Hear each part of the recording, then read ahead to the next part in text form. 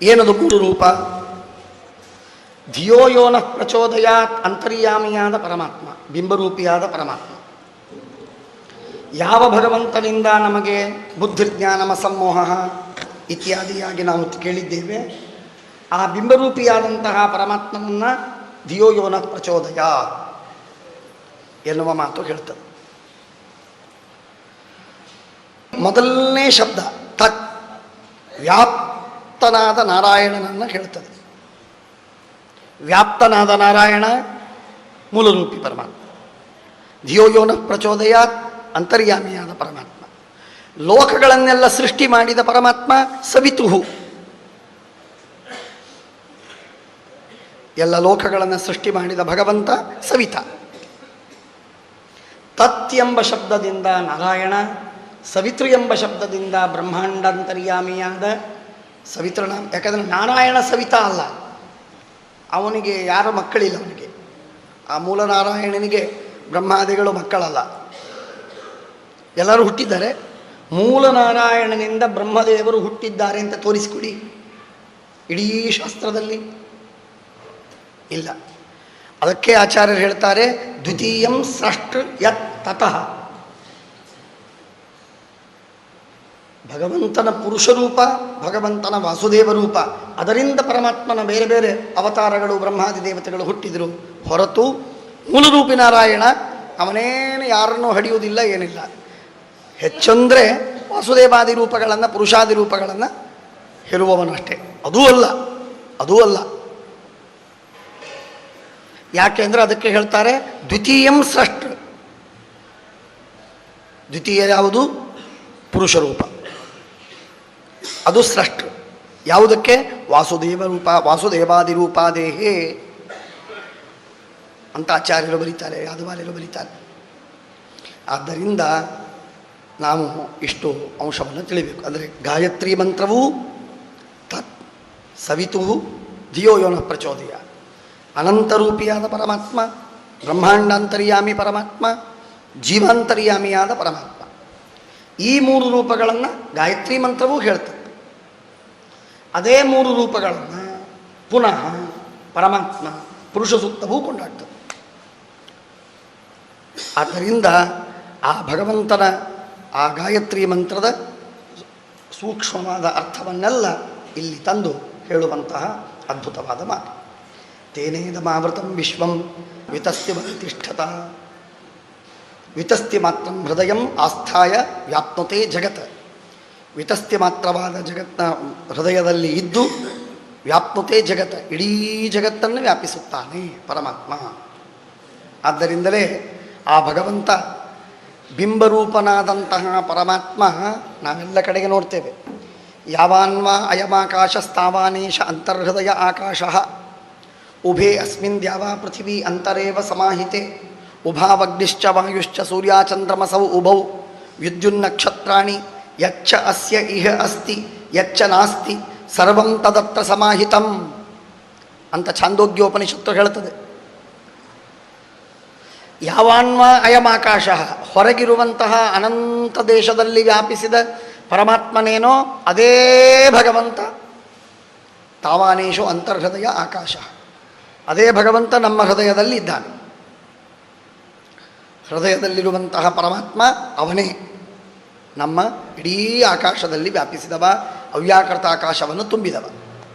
ಆದ್ದರಿಂದ ಆ ಹೊರಗಿನ ಬಿಂಬರೂಪಿಯಾದ ಪರಮಾತ್ಮನಿಗೂ ಒಳಗಿರುವಂತಹ ಪರಮಾತ್ಮನಿಗೂ ಅಭೇದವನ್ನು, ಜೊತೆಗೆ ಅವೆರಡೂ ರೂಪಗಳು ಒಂದು ಮಾತ್ರವಷ್ಟೇ ಅಲ್ಲ, ಭಗವಂತ ಎರಡು ಕಾರ್ಯವನ್ನು ಏಕಕಾಲಕ್ಕೆ ಮಾಡ್ತಾನೆ ಅನ್ನುವ ಮಾತನ್ನು ಹೇಳ್ತಾರೆ. ಸ್ವಧಿಷ್ಣ್ಯಂ ಪ್ರತಪನ್ ಪ್ರಾಣ ಬಹಿಶ್ಚ ಪ್ರತಪತ್ಯಸೌ ಏವಂ ವಿರಾಜಂ ಪ್ರತಪನ್ ತಪತ್ಯಂತರ್ಬಹಿ ಪುಮಾನ್. ಪರಮಾತ್ಮ ದೇಹವನ್ನು ನಾವು, ವಿಚಿತ್ರವೇನು ಅಂದರೆ ಇಡೀ ದೇಹವನ್ನೆಲ್ಲ ನಾವು ಭೋಗಿಸುವುದಕ್ಕೆ ಉಪಯೋಗಿಸ್ತೇವೆ. ದೇಹದ ಒಳಗಿನ ಜ್ಞಾನ ನಮಗೇನಿಲ್ಲ, ದೇಹವನ್ನು ಪಡೆದಿದ್ದೇವಷ್ಟೇ. ದೇಹವಿದೆ ಅಂತನ್ನೋದು ಎಚ್ಚರ ಇದ್ದಾಗಿದೆ. ಪ್ರತ್ಯೇಕವಾಗಿ ನನಗೆ ಕಿವಿ ಹತ್ತಿದೆ ಅಂತ ಅನುಭವ ಯಾರಿಗಾದರೂ ಉಂಟೆ? ನನಗೊಂದು ಕೈ ಇದೆ ಅಂತ ಅನುಭವ ಉಂಟೆ? ಪ್ರತ್ಯೇಕವಾಗಿ. ಬಟ್ಟೆ ಹೊದ್ದರೆ ಇದೆ ಅಂತಂತೇವೆ, ಕನ್ನಡಕ ಹಾಕಿದರೆ ಕನ್ನಡಕ ಹಾಕ್ಕೊಂಡಿದ್ದೀನಿ ಅಂತಂತೇನೆ. ದೇಹದಿಂದ ಭಿನ್ನವಾದ ಏನನ್ನೇ ನಾನು ಧರಿಸಿದರೆ ಅದರ ಧಾರಣೆಯ ನನಗೆ ಎಚ್ಚರ ಜ್ಞಾನ ಇರ್ತದೆ. ದೇಹಧಾರಣೆಯ ಜ್ಞಾನ ಪ್ರತ್ಯೇಕವಾಗಿಲ್ಲ, ಸೂಕ್ಷ್ಮವಾಗಿದೆ. ನಾನು ಹೇಳಬೇಕಾದ ವಿಷಯ ತಿಳಿದಿರಬಹುದು, ತಿಳಿದೇ ಇರುವುದು ಸಾಧ್ಯವಿದೆ. ಹಾಗಾಗಿ ಕಣ್ಣು, ಮೂಗು, ಕೈ, ಕಾಲು, ಕುತ್ತಿಗೆ ಮೇಲೆ ತಲೆ ಇದೆ, ತಲೆ ಮೇಲೆ ಕಲ್ಲಿಟ್ಟ ಕಲ್ಲಿದೆ ಅಂತ ಗೊತ್ತಾಗ್ತದೆ. ಆದರೆ ಕುತ್ತಿಗೆ ಮೇಲೆ ತಲೆ ಇದೆ ಅಂತ ಅನ್ನೋದು ಗೊತ್ತಾಗೋದಿಲ್ಲ ನಮಗೆ. ಇದೆ ಅಂದರೆ ಇದೆ ಅಂತ ಅಷ್ಟೇ. ಪ್ರತ್ಯೇಕವಾಗಿ ತಲೆ ಮೇಲೆ ಕಲ್ಲಿಟ್ಟದ್ದರ ಅನುಭವ ಹೇಗೋ, ಹೆಗಲ ಮೇಲೆ ಹಾಕಿಕೊಂಡ ತುಳಸಿ ಮಾಲೆಯ ಅನುಭವ ಹೇಗೋ, ಹಾಗೆ ನಮಗೆ ದೇಹದ ಅನುಭವ ನಮಗೆ ಬರ್ತಾ ಇದೆಯಾ? ಬರುವುದಿಲ್ಲ. ನೋಡಿದರೆ ಅದು ಕೆಲವರದು 40 kg ಇರಬಹುದು, ಕೆಲವರದು 80 kg ಭಾರದ ದೇಹವಿರಬಹುದು, ಕೆಲವರು 160 kg ಭಾರದ ದೇಹವೂ ಇರಬಹುದು. ಅದು ಏನೇ ಇರಲಿ, ಯಾವ ದೇಹದ ಅನುಭವವೂ ಕೂಡ ಬಾಳೇನೆ ಬರುವುದಿಲ್ಲ ಪ್ರತ್ಯೇಕವಾಗಿ. ಅದರ ಅನುಭವ ಬರದೇ ಇದ್ದದ್ದು ಒಂದು, ಅದರ ಒಳಗಿರುವ ಜ್ಞಾನವನ್ನು ಮಾಡಿಕೊಳ್ಳದೇ ಇರುವುದು ಮತ್ತೊಂದು. ಏನೂ ಗೊತ್ತಿಲ್ಲ ನಮಗೆ. ಏನು ಗೊತ್ತು ನಮಗೆ ಅಂದರೆ ತಿನ್ನೋದೊಂದು ಗೊತ್ತು. ಪ್ರಾಣಿಯಲ್ಲ, ಆದ್ದರಿಂದಾಗಿ ಕಣ್ಣು ಮೂಗು ತೊಳೆದುಕೊಳ್ಳುವುದೊಂದು ಗೊತ್ತು, ಸ್ನಾನ ಮಾಡುವುದೊಂದು ಗೊತ್ತು.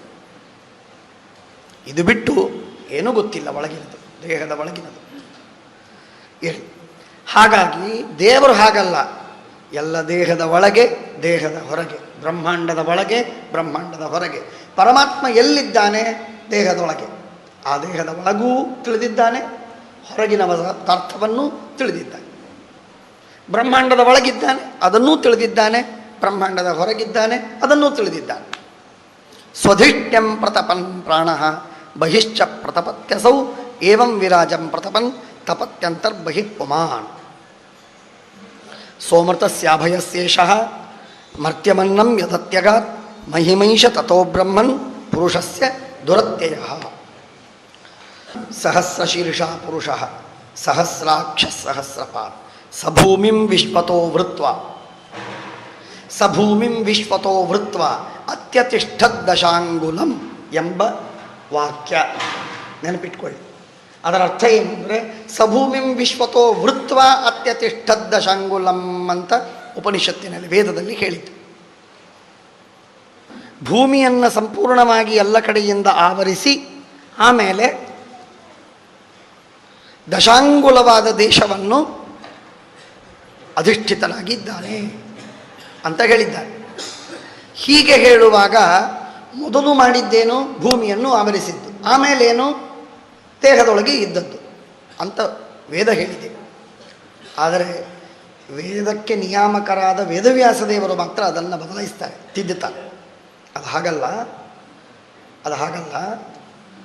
ತೇನೇದ ಮಾವೃತಂ ವಿಶ್ವಂ, ವಿಶ್ವವನ್ನು, ಇಡೀ ಜಗತ್ತನ್ನು ವ್ಯಾಪಿಸಿದ ಪರಮಾತ್ಮ ಏನು ಮಾಡಿ?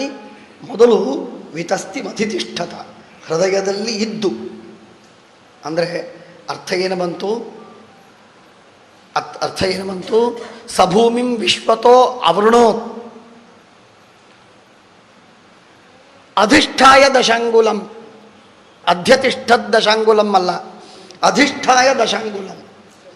ದಶಾಂಗುಲ ಪರಿಮಿತವಾದ ದೇಶದಲ್ಲಿ ತಾನು ಇದ್ದು ಆಮೇಲೆ ಭೂಮಿಯನ್ನು ಆವರಿಸಿದ ಅಂತ.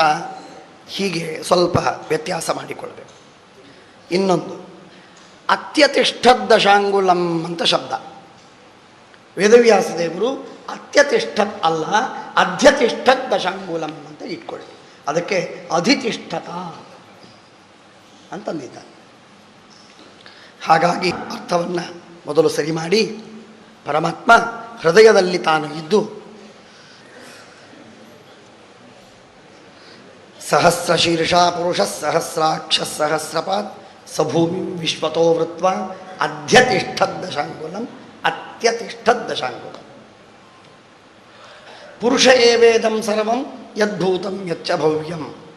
ನೋಡಿ, ಎರಡನೇ ಮಂತ್ರದ ಮೊದಲನೆಯ ಸಾಲನ್ನು ಇಲ್ಲಿ ಮೊದಲು ಹೇಳಿದರು. ಮೊದಲನೇ ಮಂತ್ರದ ಎರಡನೇ ಸಾಲನ್ನು ಆಮೇಲೆ ಹೇಳಿದರು. ಎರಡನೇ ಮಂತ್ರದ ಎರಡನೇ ಸಾಲನ್ನು ಈಗ ಹೇಳ್ತಾ ಇದ್ದಾರೆ.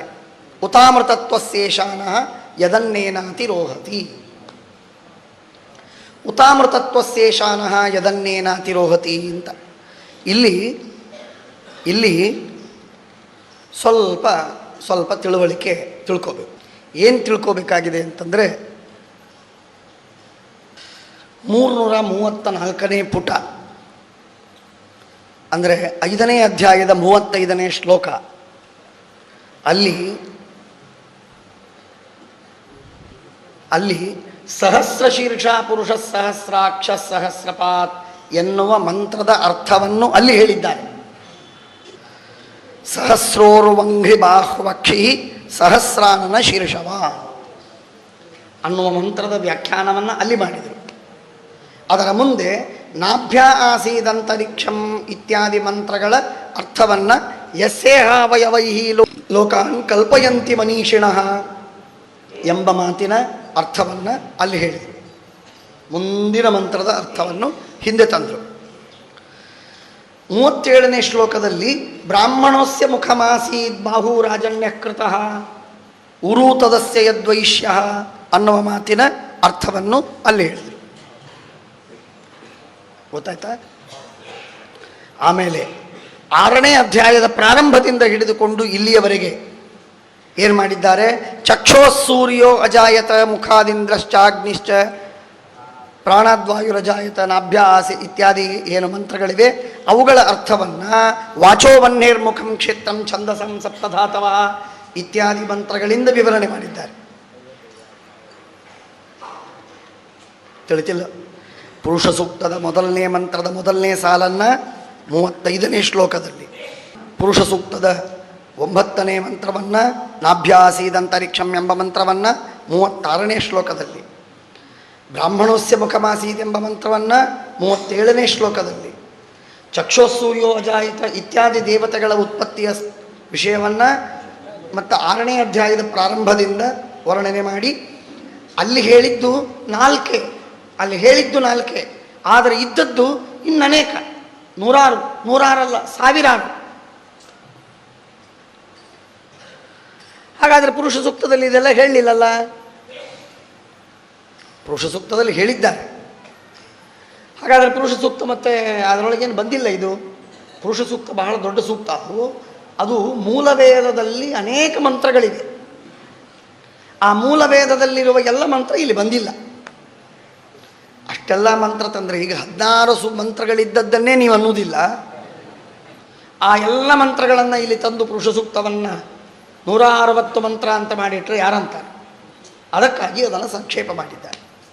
ಹಾಗಾದರೆ ಅಲ್ಲಿ ಏನೇನು ಬಂದಿದೆಯೋ ಅದೆಲ್ಲದರ ವಿವರಣೆಯನ್ನು ಇಲ್ಲಿ ವೇದವ್ಯಾಸ ದೇವರು ಕೊಟ್ಟಿದ್ದಾರೆ. 1ರಿಂದ ಹಿಡಿದುಕೊಂಡು 10, 11, 14 ಮಂತ್ರಗಳ ಶ್ಲೋಕಗಳವರೆಗೆ ಅದನ್ನೇ ವಿವರಣೆಯನ್ನು ಕೊಡ್ತಾರೆ. ಆಮೇಲೆ ಸರ್ವಂ ಪುರುಷ ವೇದಂ ಅಂತಂದರು. ಇದೇನಿದು? ಯಾಕೆ ಹೀಗೆ ವ್ಯುತ್ಕ್ರಮ ವ್ಯತ್ಯಾಸ ಮಾಡಿದರು? ಯಾಕೆ ಈ ವ್ಯತ್ಯಾಸವನ್ನು ಮಾಡಿದರು? ವ್ಯತ್ಯಾಸ ಯಾಕೆ? ಯಾಕೆ ಅಂದರೆ ಏನು ಹೇಳೋದು ನಿಮಗೆ? ಅಲ್ಲ, ನಿಮಗೆ ಸ್ವಲ್ಪ ಬುದ್ಧಿ ಬೇಕೋ ಬೇಡ? ಸರ್ವಂ ಪುರುಷ ವೇದಂ ಅಂದರೆ ಸರ್ವಂ ಕಿಂ ಅದನ್ನೆಲ್ಲ ಹಿಂದೆ ಹೇಳಿ ಆಮೇಲೆ ಸರ್ವಂ ಪುರುಷ ವೇದಂ. ಈಗ ಗೊತ್ತಾಯ್ತಾ? ವಾಚೋ ವನ್ಯರ್ಮುಖಂ ಕ್ಷೇತ್ರಂ ಛಂದಸಾಂ ಸಪ್ತಧಾತವಃ ಹವ್ಯಕವ್ಯಾಮೃತಾನ್ನಾನಾಂ ಜಿಹ್ವಾ ಸರ್ವರಸಸ್ಯ ಚ ಸರ್ವಾಸೂನಂಚ ವಾಯೋಶ್ಚ ತನ್ನಾಸೆ ಪರಮಾಯನೆ ಅಶ್ವಿನೋರೋಷಧೀನಂಚ ಘ್ರಾಣೋ ಗಂಧಸ್ಯ ಚೈವ ಹಿ ರೂಪಾಣಂ ತೇಜಸಾಂ ಚಕ್ಷುರ್ದಿವಸೂರ್ಯಸ್ಯ ಚಕ್ಷಿಣೀ ಕರ್ಣೌ ದಿಶಂಚ ತೀರ್ಥಾನಾಂ ಶ್ರೋತ್ರಮಾಕಾಶಶಬ್ದಯೋಃ ತದ್ಗಾತ್ರಂ ವಸ್ತು ಸಾರಾಣಂ ಸೌಭಾಗ್ಯಸ್ಯ ಚ ಭಾಜನಂ ತ್ವಗಸ್ಯ ಸರ್ಪವಾಶಯೋಶ್ಚ ಸರ್ವಮೇಧಸ್ಯ ಚೈವ ಹಿ ರೋಮಾಣ್ಯಾಸ ಉದ್ಭಿಜ್ಯ ಜಾತೀನಾಂ ಯೈರ್ವಾ ಯಜ್ಞಸ್ತು ಸಂಭೃತಃ ಕೇಶಶ್ಮಶ್ರುಣಕಾನ್ಯಸ್ಯ ಶಿಲಾಲೋಹಭ್ರವಿದ್ಯುತಾಂ ಬಾಹವೋ ಲೋಕಪಾಲಾನಾಂ ಪ್ರಾಯಶಃ ಪ್ರೇಮಕರ್ಮಣಾಂ ವಿಕ್ರಮೋ ಭೂರ್ಭುವಸ್ವಶ್ಚ ಕ್ಷೇಮಸ್ಯ ಶರಣಸ್ಯ ಚ ಸರ್ವಕಾಮವರಸ್ಯಾಪಿ ಹರೇಶ್ಚರಣ ಆಸ್ಪದಂ ಅಪಾಂ ವೀರ್ಯಸ್ಯ ಸರ್ಗಸ್ಯ ಪರ್ಜನ್ಯಸ್ಯ ಪ್ರಜಾಪತೆ ಪುಂಸಶಿಷ್ಣಃ ಉಪಸ್ಥಸ್ಥ ಪ್ರಜಾತ್ಯಾನಂದ ನಿರ್ವೃತೆ ಪಾಯುರ್ಯಮಸ್ಯ ಮಿತ್ರಸ್ಯ ಪರಿಮೋಕ್ಷಸ್ಯ ನಾರದ ಹಿಂಸಾಯಾ ನಿರತೆ ಮೃತ್ಯೋ ನಿರಯಸ್ಯ ಗುದಸ್ಮತಃ ಪರಾಭೂತೇರ ಧರ್ಮಸ್ಯ ತಮಸಶ್ಚಾಪಿ ಪಶ್ಚಿಮಃ ನಾಡ್ಯೋ ನದ ನದೀನಾಂತೋ ಗೋತ್ರಾಣಾಮಸ್ಯ ಸಂಸ್ಥಿತಿ ಅವ್ಯಕ್ತರಸ ಸಿಂಧೂನಾಂ ಭೂತಾನಾಂ ನಿಧನಸ್ಯ ಚ ಉದರಂ ವಿದಿತಂ ಪುಂಸೋ ಹೃದಯಂ ಮನಸಃಪದಂ ಧರ್ಮಸ್ಯ ಮಮ ತುಭ್ಯಂಚ ಕುಮಾರಾಣಂ ಭವಸ್ಯ ಚ ವಿಜ್ಞಾನಸ್ಯ ಚ ತತ್ವಸ್ಯ ಪರಸ್ಯಾತ್ಮಾಪರಾಯಣಂ ಅಹಂ. ಇಷ್ಟು ಹೇಳಿ ಇವರೆಲ್ಲ ಹುಟ್ಟಿದರು.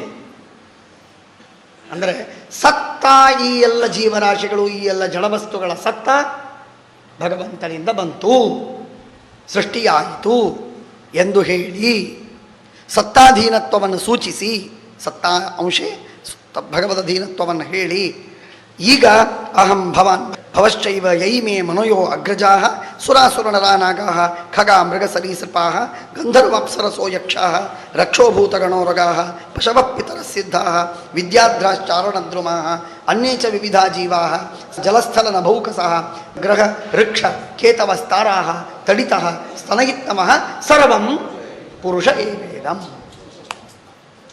ಅರ್ಥ ಈಗ ಆಯ್ತಿಲ್ಲೀಗ. ಆ ಸರ್ವಂ ಅಂತನ್ನುವುದಕ್ಕೆ ಬ್ಯಾಕಪ್ಪಿನಲ್ಲಿ ಎಷ್ಟಿದೆ ಅಷ್ಟೆಲ್ಲವನ್ನು ಸರ್ವಂ ಅಂತನ್ನುವುದಾಗಿ ಪರಾಮರ್ಶೆ ಮಾಡುವುದಕ್ಕಾಗಿ ಹಿಂದೆ ಆ 14 ಶ್ಲೋಕಗಳಲ್ಲಿ ಎಲ್ಲ ಸೃಷ್ಟಿಯನ್ನು ಹೇಳಿ ಆ ಎಲ್ಲ ಪದಾರ್ಥಗಳ ಸತ್ತ ಭಗವದಧೀನ. ಯಾಕೆ ಪರಮಾತ್ಮನೇ ಸೃಷ್ಟಿ ಮಾಡಿದ ಮೇಲೆ ಆ ಎಲ್ಲ ವಸ್ತುಗಳ ಸತ್ತ ಯಾರ ಅಧೀನವಾಯಿತು? ಭಗವದಧೀನವಾಯಿತು. ಆದ್ದರಿಂದ ಸರ್ವಂ ಪುರುಷ ಏವೇದ, ಪುರುಷ ಏವೇದಂ ಸರ್ವಂ ಯದ್ಭೂತಂ ಯಚ್ಚ ಭವ್ಯಂ ಎಂಬುದಾಗಿ ಹಿಂದೆ ಹೇಳಿದೆ. ಹೀಗೆ ಆ ವೇದವನ್ನು ಅಧ್ಯಯನ ಮಾಡುವ ಕ್ರಮವನ್ನು ವೇದವ್ಯಾಸ ದೇವರು ನಮಗೆ ತಿಳಿಸಿಕೊಡ್ತಾರೆ. ವೇದವ್ಯಾಸ ದೇವರ ಇನ್ನೊಂದು ಬುದ್ಧಿವಂತಿಕೆ ಇದೆ. ಅಲ್ಲಿ ಒಂದು ವಿಶಿಷ್ಟವಾದ ಬುದ್ಧಿವಂತಿಕೆ ಇದೆ. ಏನು ಬುದ್ಧಿವಂತಿಕೆ ಅಂದರೆ, ವೇದವ್ಯಾಸ ದೇವರು ಇಷ್ಟೆಲ್ಲ ಹೇಳಿ ಅಹಂ ಭವಾನ್ ಭವಶ್ಚೈವ ಯೈಮೇ ಮುನಯೋಗ್ರಜಾಃ ಸ್ತನಯಿತ್ತಮಃ ಸರ್ವಂ ಪುರುಷೇ ವೇದಂ ಅಂತ ಹೇಳುವಾಗ ಸಹಸ್ರ ಶೀರ್ಷ ಪುರುಷ ಅಂತ ಅನ್ನಲಿಲ್ಲ. ಯಾಕನ್ನಲಿಲ್ಲ? ಮೊದಲಿಗೆ ಅದನ್ನು ಹೇಳಿಬಿಟ್ರು. ಯಾಕೆ? ಇವತ್ತಿನ ಹುಚ್ಚರ ವ್ಯಾಖ್ಯಾನವಿದೆ ಒಂದು ಪುರುಷ ಸೂಕ್ತಕ್ಕೆ. ಇವತ್ತಿನ ಆಧುನಿಕರ ಒಂದು ವ್ಯಾಖ್ಯಾನವಿದೆ.